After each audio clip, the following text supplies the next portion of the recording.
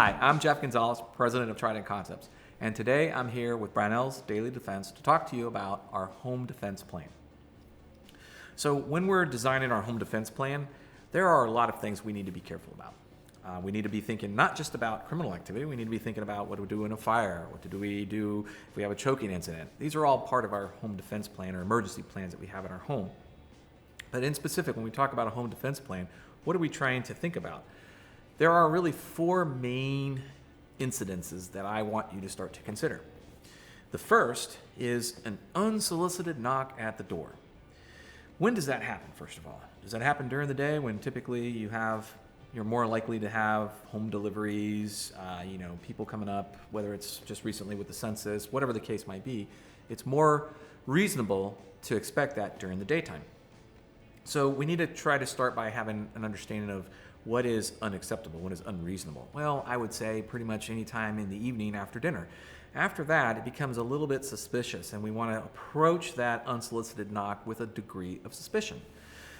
First of all, never approach that door with the understanding that you're just going to open it up to an unsolicited knock. Always have a plan in place. What are you going to do? Well, I'm probably going to ask through the door who it is, hopefully get a response. Turn on the external porch light so I can try to see who's there. And then if I don't get a response from my question, who is it? I probably definitely don't want to open that door. And if I do open that door, I need to be prepared for the bum rush that might come through the door. Unfortunately, the way that external doors work in residential units is that they move in. So when they move in, they generate the momentum from the intruder pushing through the door. So it's a little bit harder to hold that door. So once you crack the threshold, you need to be sure that you're okay with that door being open or being forced open. After that, let's talk about a daytime robbery.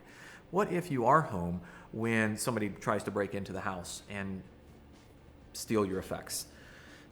Well, one of the questions that I have is, who else is home? Is it just you, or is it you and your children?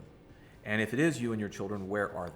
Are they in one side of the house and you're on the other side? So a lot of this kind of plays into the effect of what's happening and where people are. If you have nobody at home, no children at home, then probably one of the best things that you can do is strong point in a room, preferably a room that you've staged a firearm.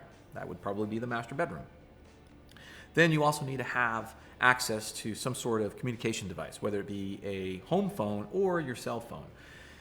If you have to run into your bedroom, chances are, unless you happen to have your phone on your body, cell phone that is, you may not have one. So these days, not everybody has a landline phone in their homes anymore. But this is one of the reasons where I still find it to be important, is if I don't have the phone in my hand at that moment that I run into my bedroom to lock the door, barricade the door, and strong point until police arrive. So consideration there.